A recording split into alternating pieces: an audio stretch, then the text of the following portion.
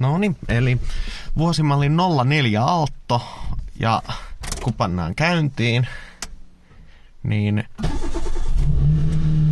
apsivalo jää palamaan. Ei sammu. Ja meillähän voisi olla tietenkin joku hieno vikakoodin lukija, jolla me voitaisiin katsoa se, mutta Motomaatti ei lukenut koodia, ja mulla ei ole nyt semmoista lukijaa tähän hätään, niin koitetaan irrottaa noi kaikki sensorit tuolta jokaisesta pyörästä, eli tuo liitin, ja mitata niistä, että mikä niistä on niinku viallinen. Näissä suolamössöissä kun ajelee, niin sen takia mä epäilen niinku ensisijaisesti, että tuolla on sensoriin päässyt jotain suolavettä, mutta siis sehän vika voi olla myös anturirenkaassa. Etupään sensorit siis oli tuolla konetilassa, mutta takapään sensorit on niin kuin, niiden se liitin kohta, mistä pääsee mittaamaan, niin se näkyy niin kuin tuolla. Eli se on tää takapenkin tää. Eli tää muovi pitää ottaa pois tästä. Otetaan muovi pois. Eli tässä askarreltiin tämmönen pieni mittalaite nyt. Mä teippasin tommoset näihin yleismittarin kärkiin, tommoset kiinapinnit. Niin nää voi nyt tunkea tonne liittimään. Niin saadaan kuvattua sitten tulos aina jokaiselta sensorilta. Noin, eli siellä on nyt vasen eturengas ja lukema pysyy suhteellisen tasaisena. Ihan pikkusen heittelee. Tuolla tavalla.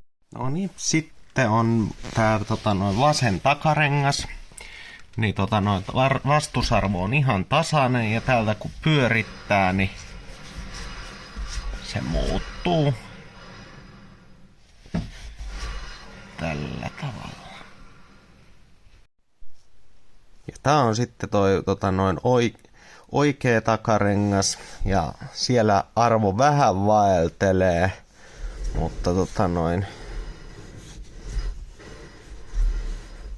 täältä kun pyörittelee, niin välillä tulee tommonen 0.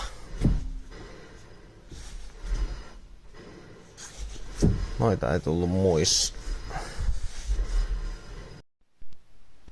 No niin, eli sitten on toi oikeanpuolimmainen eturengas. Sensorissa on nyt johdot siellä. Tulee tommosta dataa. Ja siellä on nyt jostain syystä numero 3. Piste jotain, vaikka asetus on ihan sama.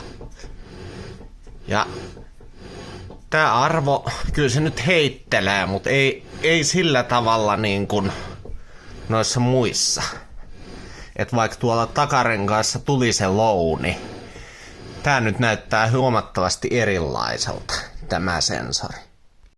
Ja nyt voidaan siis jo näiden perusteella tehdä semmonen päätelmä, että tuo lähdetään purkamaan, mistä tuli se kolmosarvo, että vaikka tällä puolella tuli tuoltakin takaata, niin se vastusarvoksi ja välillä antoi sitä nollaa. Niin tämä oli kuitenkin niin kuin selkeästi isoin, koska kaikista tuli jotain 1 piste jotain, kun seistiin paikallaan ja sitten rupesi muuttumaan. Ja tämä ei muuttunut miksikään ja tämä antoi sitä 3 koko ajan. No niin, eli auto on pukilla ja tunkilla ja sitten on vielä rengas alla, et ei pitäisi tulla niskaan. Ja tuolla näkyy se sensori ja siihen mä naputtelinkin jo 9 millisen avaimen. Vähän outo, että se on 9, että en tiedä miten tässä käy. Eli sieltä lähti sensori irti, se oli yhdellä pultilla tuolla. Ja johto meni tosta sisään, siinä oli semmonen metallihässäkkä. Ja sitten tuo lähti, ja toi reikä on kyllä todella ruosteinen, missä toi oli. Mä sen tuolla VD40 sain sulateltua pois, mutta ehjänä lähti kumminkin. Itse sensori sitten taas, niin ei niinku mun mielestä mitään ulkoisesti näy. Tässä on tää metallihässäkkä, jos jotain kiinnostaa. Tollasella se on kiinni siellä ja sitten toi oli se, mistä jo mitattiin. No niin, vielä tässä tätä sensoria pyörittelin, niin kyllä se vaikka noita kuinka taivuttelee, niin se antaa niinku yhtä isompaa arvoa kuin kaikki muut sensorit autossa. Mitään ulkoista vikaa siinä ei niinku niitä silmämääräisesti. Tietenkin jos noiden kumien alla on jotain, mutta en usko kun taivuttelin sitä ja tossa on tommonen maadotuskohtakin, niin mä siihen tökin noita pinnejä, niin ei vaikuttanut mitään, että ei se sieltä ainakaan niinku läpi tuu, mutta lukema on liian iso.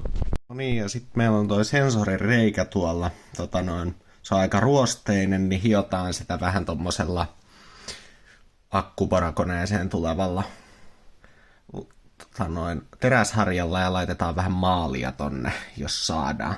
No niin, eli nyt on sensorin reikä vähän putsattu ja hiottu ja mä laitoin vähän sinkkispreitä ja sitten on uusi sensori tässä ostettuna.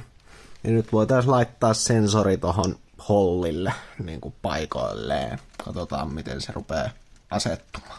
Ja sitten laitetaan näihin pultteihin niin pikkasen tommoista tervaspreitä tai jotain tököttiä, ettei ne ihan niin juuttuisi tonne niin kuin se edellinen sensori, että se vähän pysyisi irti, ettei se ihan jäisi kiinni. Ja siellä olisi nyt sensori johto paikallaan ja tuossa oli tämmönen ylimääräinen kiinnike.